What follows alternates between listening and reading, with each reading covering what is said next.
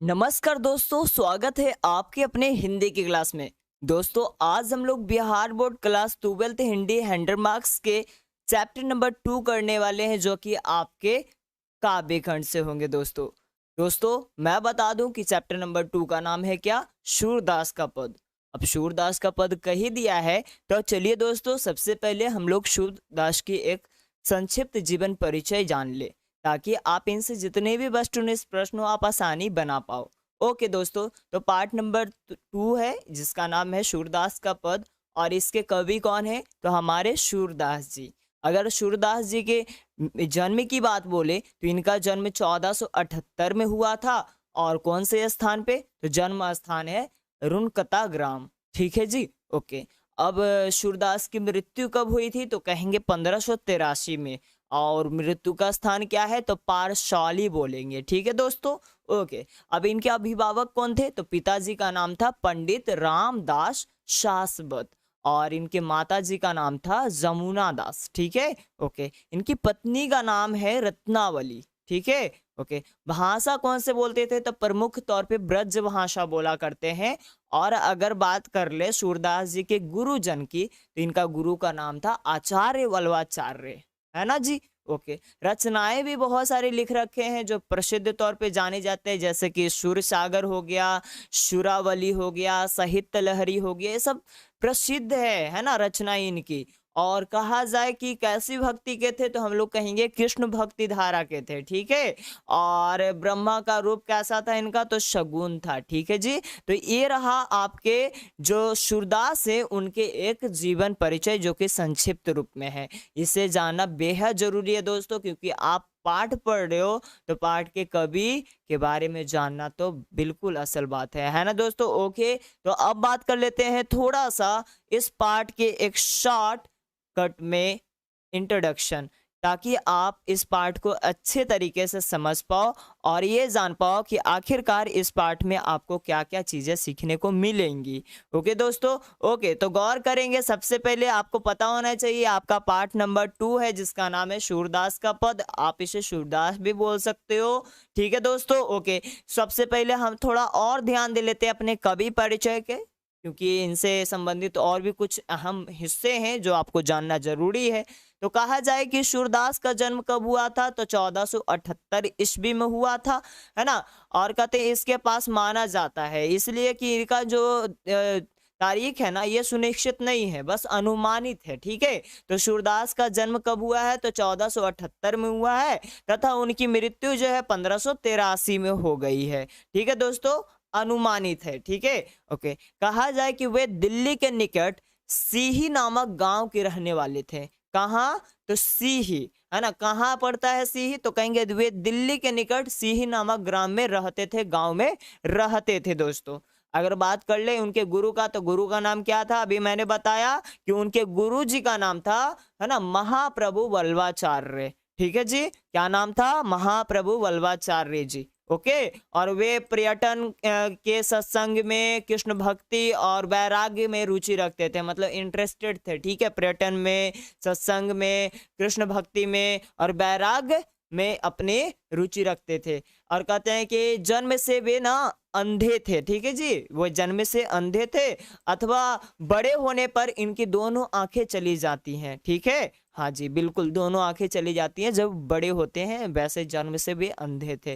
Okay. कहते हैं उनकी प्रमुख रचनाओं में, है ना, कौन से प्रमुख रचनाएं भाई? तो सुर सागर हो गया, साहित्य लहरी हो गया, और उसके साथ साथ राधार शकेली हो गया, शुरावली हो गया। ये सब क्या है? उनके प्रमुख रचनाएं हैं दोस्तों, ये सब प्रमुख रचनाएं हैं। और बात कर ली जाए आपका पाठ परिचय के बारे में, तो ये तो अहम हिस्सा है, आपको जाननी ही चाहिए दोस्तों। ओके, सो अब बात कर लेते हैं हम अपने कवि परिचय से दूसरे पॉइंट, पाठ परिचय के ऊपर। अब बात की जाए पाठ परिचय, तो हम लोग जानते हैं कि ये जो प्रस्तुत पाठ है ना, ये इसमें 2 पद मिलेंगे आपको, है ना जी। दोनों के दोनों पद जो है सूरदास की रचित पद है, और कहाँ से लिया गया? तो सुरसागर से लिया गया है, जो कि सूरदास का ही एक रचना है।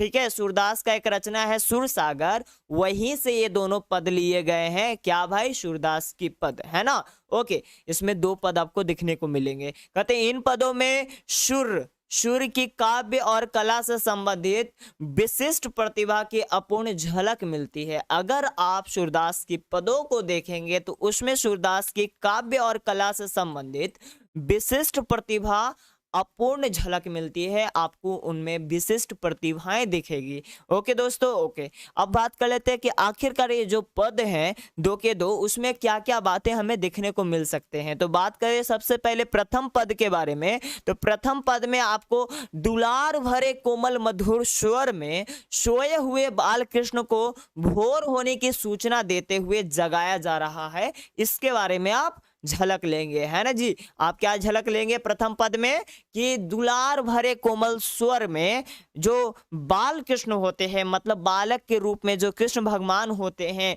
उनको सुबह होने की सूचना दिए जाते हैं, यही आपको प्रथम पद में, है ना भाई, वर्णन किया गया है। बात कर ले दूसरे पद में किस चीज के बारे में, तो कहा जाता है कि पिता नंद की गोद में बैठकर बालक कृष्ण को भोजन करते हुए दिखाया गया है। जो नंद जी कृष्ण जी के पिताजी थे, है ना, उनके गोद में कृष्ण जी बैठकर भोजन करते हुए दूसरे पद में दिखाया गया है। तो ये रहा आपका संक्षिप्त पाठ परिचय।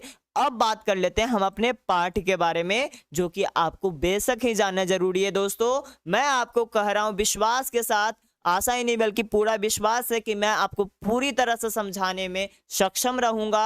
बस आपको मेरा साथ देते चलना है। मैं बिल्कुल शुद्ध और सटीक हिंदी सरल भाषाओं में उसका वर्णन आपके सामने रखने की कोशिश करूंगा। ओके दोस्तों, तो सबसे पहले हम लोग डिस्कस कर लेते हैं अपने प्रथम पद के, क्योंकि आपको सूरदास के पद में 2 ऐसे पद देखने को मिलेंगे और आपको सबसे पहले प्रथम पद में क्या कहा जा रहा है, गौर कीजिएगा दोस्तों। कहते हैं जागिए ब्रजराज कुंवर जागिए, कंबल कुसुम फूले, कुमुद वृंद संकुचित भये, भुंग लता भूले।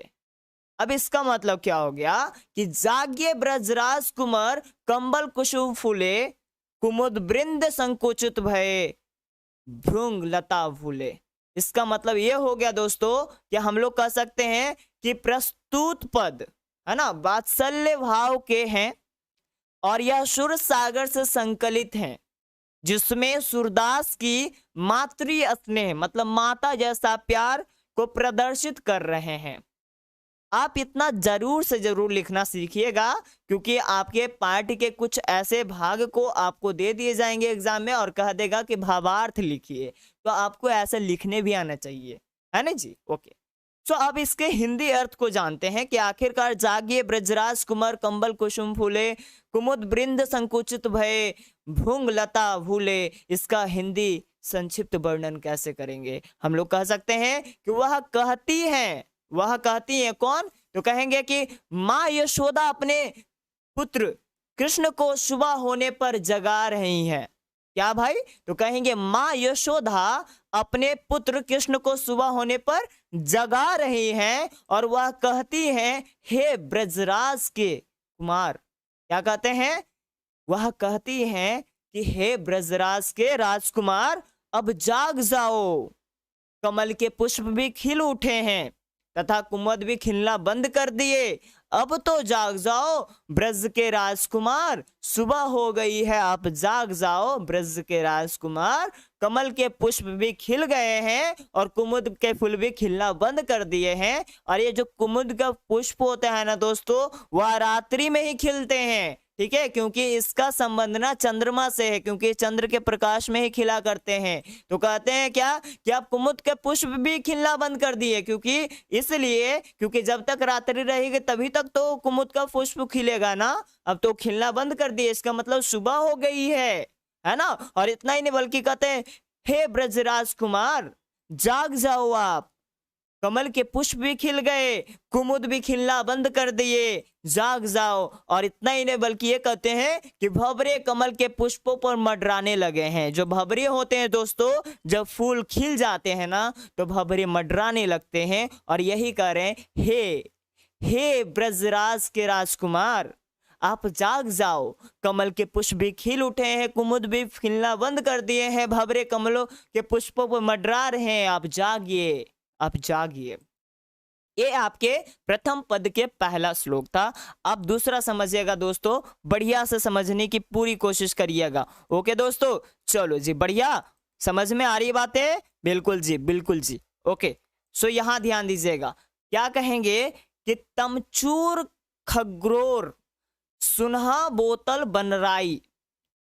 तमचूर खगरोर सुनहा बोलत बनराई, रामवती गो खरिकनी में बछरा हित धाई। फिर से हम आपको पढ़ने की कोशिश करेंगे। कहेंगे क्या? तमचूर खगरोर सुनहा बोलत बनराई, रामवती गो खरनी में बछरा हित धाई।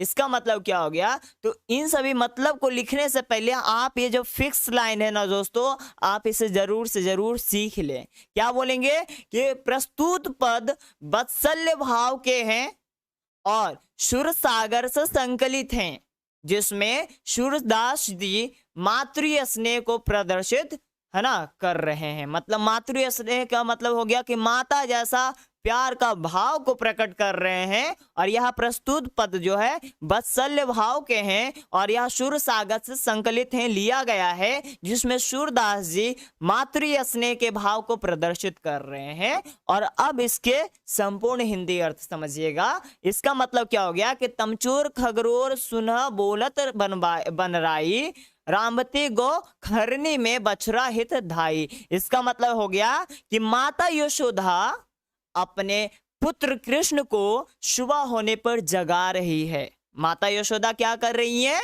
अपने पुत्र कृष्ण को सुबह होने पर जगा रही है और वह कहती है कि हे ब्रज के राजकुमार, हे ब्रज के राजकुमार, अब जाग जाओ, अब जाग जाओ। सवेरा होने के प्रतीक मुर्गे बांकने लगे हैं। मतलब मुर्गे कुकरुकू बोलने लगे हैं और पक्षियां व चिड़िए है ना कलरव प्रारंभ कर दिए हैं। मतलब चों चों ची ची करना शुरू कर दिए हैं। ठीक है जी, हाँ जी। और कहते हैं गौशाले में बछड़ों के लिए भी है ना रामने लगी है। मतलब गौशाले में जो बछड़े होते हैं, गायियां होती हैं, वो भी अपने अपने में रमने लगे हैं, है ना जी। हाँ जी, बिल्कुल। तो क्या कह रहे हैं हमारी यशोदा मैया? वो कहती हैं कि यशोदा मैया अपने पुत्र कृष्ण से कहते हैं कि हे ब्रज के राजकुमार, अब जाग जाओ। सवेरा होने के प्रतीक मुर्गे बांकने लगे हैं और पक्षियां चिड़िए भी कलरव प्रारंभ कर दिए। मतलब चू चू काय काय, है ना जी। हाँ, मुर्गे कुकरुकू बोलने लग गए हैं। और इतना ही नहीं बल्कि गौशालों में अगर देखा जाए तो जो गायियां हैं, जो बछड़े हैं, वो भी रामना प्रारंभ कर दिए हैं। तो अब जाग जाइए ब्रज के राजकुमार, सुबह हो गई है, सुबह हो गई है। और इतना ही नहीं बल्कि दोस्तों आगे के लाइन में क्या कहते हैं कि विधु मलिन रवि प्रकाश, विधु मलिन रवि प्रकाश गावत नर नारी, सुर श्याम प्रता उठो अबुंज करधारी। क्या कहते दोस्तों? कहेंगे विधु मलिन रवि प्रकाश गावत नर नारी, सुर श्याम प्रता उठो अबुंज करधारी। इसका मतलब क्या होगा दोस्तों? तो सबसे पहले हम लोग बोलेंगे कि प्रस्तुत पद वात्सल्य भाव के हैं और सुर सागर से संकलित हैं, जिसमें से सूरदास की मातृ स्नेह का भाव प्रदर्शित किए गए हैं। ये फिक्स लाइनें आपको सीखना चाहिए ताकि आपका भावार्थ मिल जाए तो आप लिखने में सक्षम हो। ओके ओके, अब इसके संपूर्ण हिंदी अर्थ समझते हैं। कहेंगे क्या कि माता यशोदा अपने पुत्र कृष्ण को सुबह होने पे जगा रही है और वह कहती है कि हे ब्रज के राजकुमार, अब जग जाओ। हे ब्रज के राजकुमार, अब जग जाओ। और आगे की लाइनें क्या कहते हैं कि विधु मलिन रवि प्रकाश गावत नर नारी, सुर श्याम प्रता उठो अबुंज करधारी। अब यहां से इसके सारी मतलब को समझिएगा, सभी मतलब को समझिएगा। कहने का अर्थ ये हो गया कि चंद्रमा का प्रकाश भी मलिन हो गया है, चंद्रमा का प्रकाश भी मलिन हो गया है। विधु मलिन रवि प्रकाश गावत नर नारी, इसका मतलब हो गया कि चंद्रमा का प्रकाश भी मलिन हो गया है, अर्थात कि चांद छुप गया है तथा सूर्य निकल आया है है ना, अर्थात चांद छुप गया है और सूर्य निकल आया है और नर नारी प्रातःकालीन में गीत गा रहे हैं। नर नारी मतलब है ना, जो भी हमारे नर नारी पुरुष गण होते हैं, स्त्री गण होती है ना, वो लोग प्रातः काल में क्या कर रहे हैं, गीत गा रहे हैं। ठीक है जी। तो कहते हैं चंद्रमा का प्रकाश मलिन हो गया है, अर्थात कि चांद छुप गए हैं और सूर्य निकल आए हैं और नर नारी भी प्रातः कालीन में गीत गा रहे हैं, है ना जी। और कहते हैं अंततः हे श्याम सुंदर, श्याम सुंदर किसे कह रहे हैं, कृष्ण भगवान को, हे श्याम सुंदर अब तुम उठ जाओ, अब उठ जाओ बेटवा उठ जाओ, है ना जी। हाँ, और सूरदास जी कहते हैं कि यशोदा बड़ी मनुहार करके श्री गोपाल को जगा रही है। मतलब भाई उनकी सभी जो होता है ना कि उनकी मनमारी है ना, मनोहाल है ना जी, उनकी मनमर्जी को पूरा करना वही कर रहे। कहते हैं सूरदास जी कहते हैं कि यशोदा माँ जो है बड़ी मनुहार करके, है ना, उनकी गाथा गा के श्री गोपाल को मतलब श्री कृष्ण को, श्याम सुंदर को जगा रहे हैं। और कहते हैं कि वे कहती हैं कि हे हाथों में कमल धारण करने वाले कृष्ण उठो, हे हाथों में कमल धारण करने वाले उठो, उठो मेरे लाल, उठ जाओ श्याम सुंदर, उठ जाओ श्री कृष्ण, अब उठ जाओ, सुबह हो गई है, सुबह हो गई है। अब आगे की चीजें क्या कहते हैं दोस्तों, अब ये आपके पद नंबर दूसरा आ चुका है दोस्तों, है ना, अब इसका पद नंबर दूसरा आ गया है। ठीक है, सूरदास के पद नंबर दूसरा गौर कीजिएगा। कहते हैं क्या कि जेवत श्याम नंद की कन्या, है ना, जेवत श्याम नंद की कन्या कछुत खात कछु धरनी गिरावत छवि निरखती नंद रनिया, है ना। क्या कहते हैं, जेवत श्याम नंद की कन्या कछुत खात कछु धरनी गिरावत छवि नरखती नंद रनिया। इसका मतलब क्या हो गया, तो मतलब समझने से पहले फिक्स लाइन पढ़ते हैं। कहेंगे प्रस्तुत पद वत्सल्य भाव के हैं और सुर सागर से संकलित हैं, जिसमें से सूरदास जी मातृ, है ना, मातृ पितृ स्नेह का भाव प्रदर्शित कर रहे हैं। ठीक है दोस्तों, ओके। कहेंगे अब इसके हिंदी अर्थ कहेंगे क्या कि श्री कृष्ण नंद की गोद में, नंद की गोद में मतलब अपने पिताजी की गोद में। ठीक है, तो श्री कृष्ण जो है नंद की गोद में बैठकर भोजन कर रहे हैं, है ना जी। श्री कृष्ण क्या कर रहे हैं, नंद जी के गोद में बैठकर भोजन कर रहे हैं और वे कुछ खाते हैं और कुछ धरती पे गिराते हैं। बाजी बा, बाजी बा, क्या भगवान आपकी लीला भी कितना अपरंपार है। कहते हैं क्या कि वे कुछ खाते हैं और कुछ धरती पे गिराते हैं। और इस मनोरम, है ना, इस मनोरम मतलब मनो को रमने वाला दृश्य को देख नंद और रानी, मतलब रानी कौन, तो माँ यशोदा, है ना, देख रही है। इस मनोरम दृश्य को यशोदा माता और नंद जी देखकर अपने आप में मगन हो रहे हैं, खुश हो रहे हैं, है ना। क्या क्या दृश्य है, क्या मनोरम दृश्य है ना। नंद जी और रानी बस देखे जा रहे हैं, देखे जा रहे हैं कि हमारे श्री कृष्ण लड्डू गोपाल कितनी अच्छी अच्छी चीजें करते हैं। ठीक है जी, हाँ जी, यही तो लाड प्यार होता है इनकी, है ना। ओके जी, बहुत बढ़िया, बहुत बढ़िया। आगे देखिए दोस्तों, आगे अगला पद के अगले कुछ लाइन से क्या कहते हैं कि बड़ी बड़ा बेसन बहुवनीति व्यंजन विभित अगनिया डारत खात लेत अपन कैर रुचि मानत दही दनिया।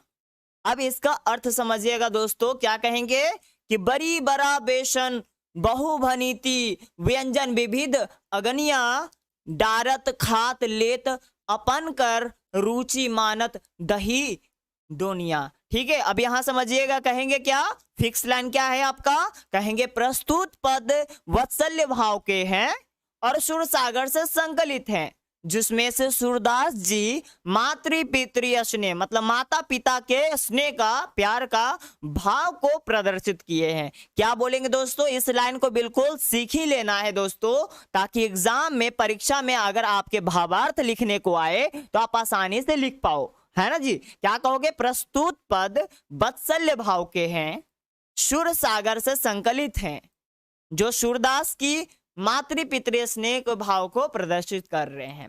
अब इसके संपूर्ण हिंदी अर्थ समझिएगा कि बड़ी बड़ा बेसन बहु बनीति व्यंजन विविध अगनिया, डारत खात लेत अपन कर रुचि मानत दही दुनिया। इसका अर्थ क्या होता है कहेंगे, श्री कृष्ण नंद की गोद में बैठकर भोजन कर रहे हैं।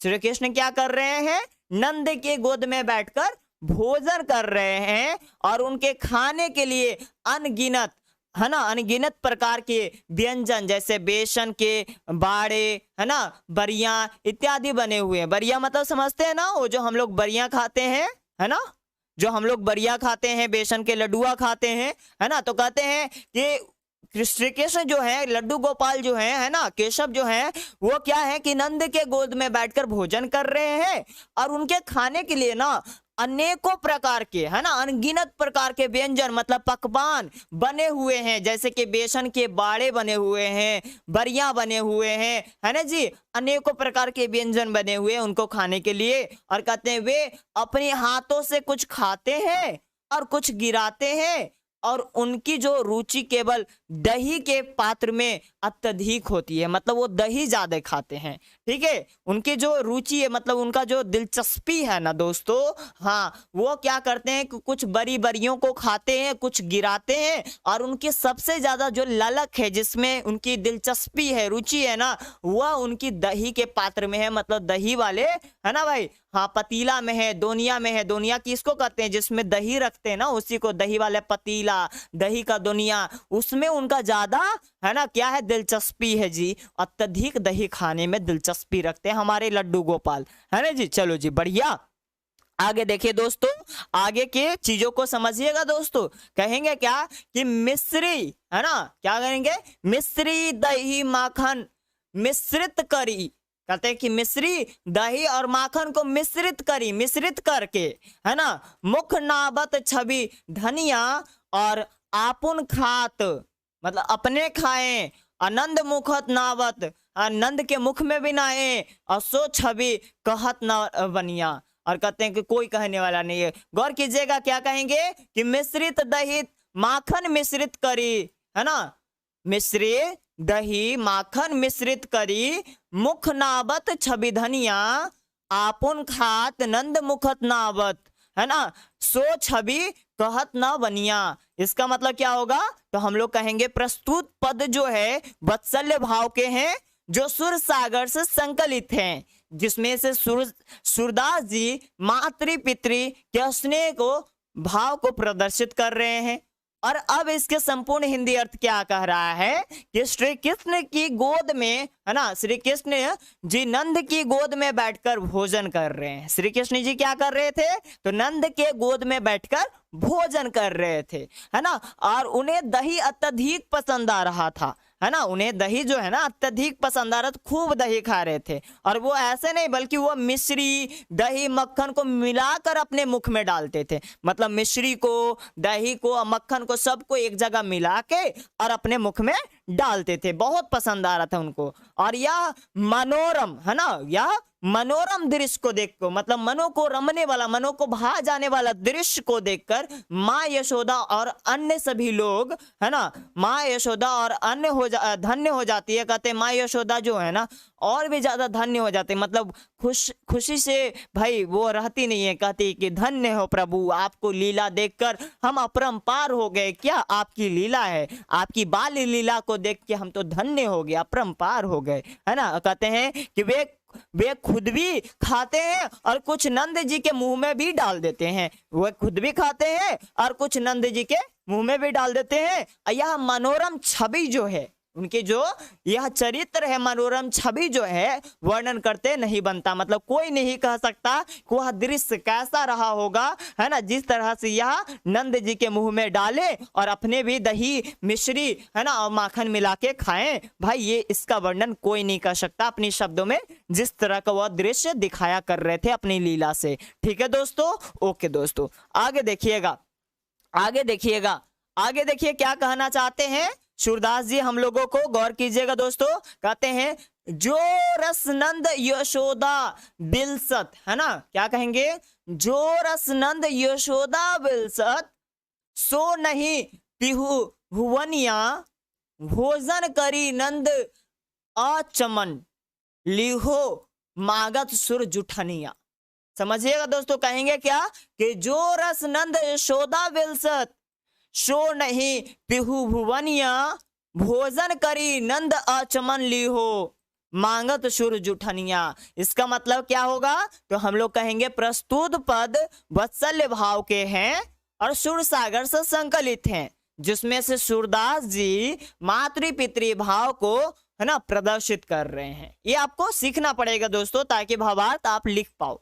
अब इसके संपूर्ण हिंदी अर्थ समझिएगा, कहेंगे क्या, श्री कृष्ण नंद की गोद में बैठकर भोजन कर रहे हैं।